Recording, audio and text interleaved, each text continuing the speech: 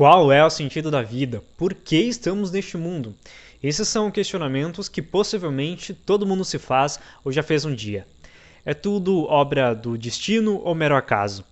A filosofia se debruça em torno desses dilemas existenciais há milhares de anos. E para jogar luz e explicar um pouco mais desses questionamentos, o escritor Diogo Gamartz, morador de Shangri-La, está lançando o seu livro A Soberania do Destino, uma busca pelo sentido da vida. E é com ele que nós conversamos hoje. Diogo, uma boa noite, seja muito bem-vindo. Boa noite, Augusto. Boa noite, telespectadores. É uma grande honra estar participando deste programa nesta noite. Eu queria que tu começasse explicando quem é Diogo Gamartz e esse é teu primeiro livro?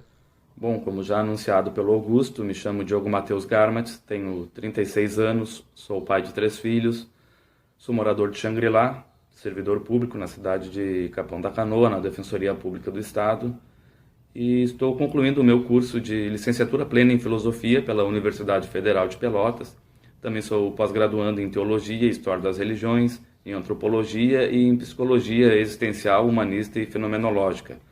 A Soberania do Destino é, sim, o meu primeiro livro, mas já adianto que há projetos para lançar pelo menos mais 2 livros já em 2021. Qual que é a diferença entre existencialismo e a filosofia que tu apresenta no livro? Bom, quem é considerado o pai do existencialismo é o filósofo dinamarquês Kierkegaard, mas o clímax do movimento existencialista se deu no século passado, com filósofos como Heidegger, Sartre, Camus, Schopenhauer, enfim.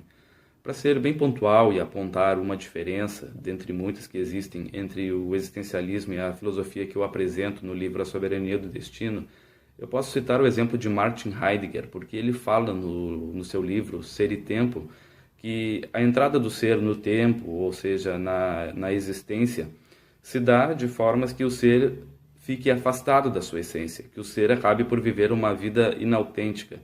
Nesse sentido, eu discordo dele, dizendo que já na essência do ser está adstrita a ela o propósito e a finalidade dessa existência.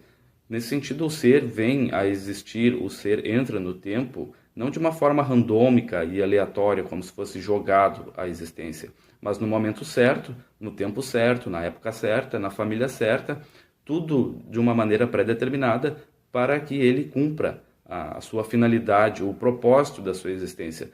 Tanto é que se pode notar que também essas condições, essas circunstâncias, são coisas que fogem completamente à escolha do ser. Ninguém pede em primeiro plano para nascer, depois ninguém escolhe a família, ninguém escolhe o lugar, o país, a época em que vai nascer.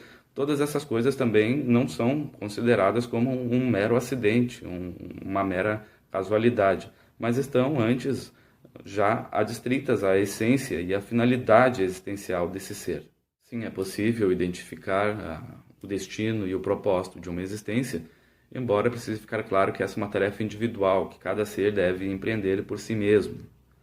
Em nenhum momento eu tenho a pretensão de apontar qual seja o destino ou propósito de uma existência. Antes, o que eu faço é trazer o conceito de estarquia, que é o conjunto de condicionantes, de determinantes e das circunstâncias que cercam o ser e limitam as possibilidades de ação que ele tem à sua disposição.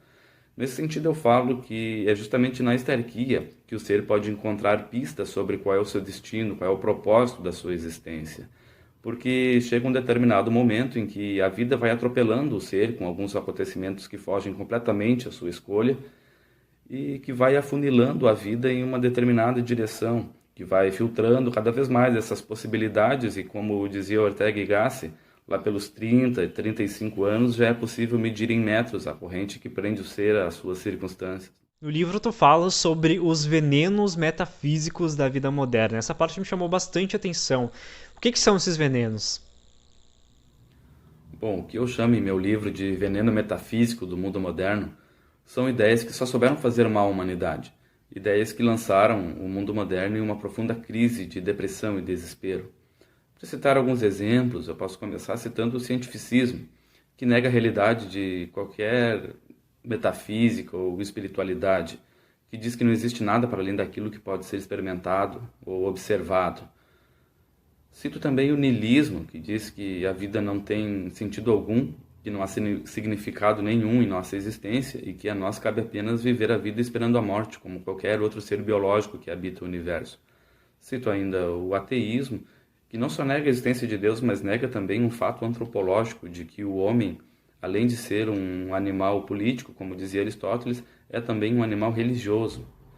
Por fim, eu posso citar aqui o relativismo epistemológico, que além de negar a existência da verdade, ele também relativiza toda a carga cultural da civilização e acaba com isso também relativizando toda a moralidade.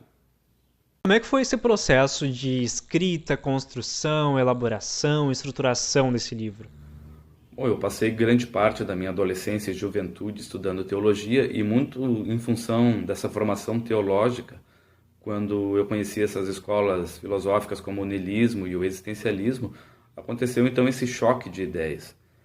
Eu me propus então a escrever uma obra que oferecesse às pessoas uma razão de existir, que demonstrasse que existe um propósito na existência, e procurei fazê-lo da forma mais abrangente possível, não só apresentando essa contraproposta dentro da teologia, mas principalmente dentro do próprio campo onde essas ideias habitam, né? Dentro da filosofia.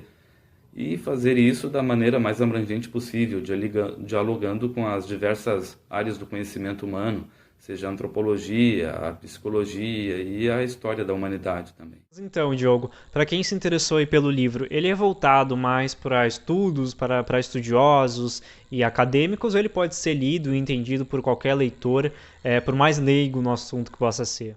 Bom, eu confesso que em um primeiro momento me senti tentado em conferir ao livro a tecnicidade típica do discurso filosófico. Mas quando eu li o filósofo espanhol Ortega y Gasset dizendo que a clareza é a cortesia do filósofo, eu logo reformulei meu pensamento. Eu não posso confundir retórica e tecnicidade com erudição. Escrever um livro que o leitor não possa entender, que não possa ser inteligido por ele, não me torna um escritor mais erudito, nem a obra mais erudita. O que eu procurei então fazer foi escrever um livro que seja acessível a todo e qualquer leitor que se interesse pelo assunto. Claro que isso dentro dos limites que a filosofia permite e sem que também com isso o leitor se sinta menosprezado em sua inteligência, né? Para finalizar, quem se interessou pelo livro, como é que faz para adquirir? O livro A Soberania do Destino pode ser melhor conhecido e adquirido no meu próprio site, www.diogomateusgarmatis.com, onde estão disponíveis os links para que o interessado possa adquirir o livro tanto no formato digital pela Amazon, quanto também o livro em formato físico.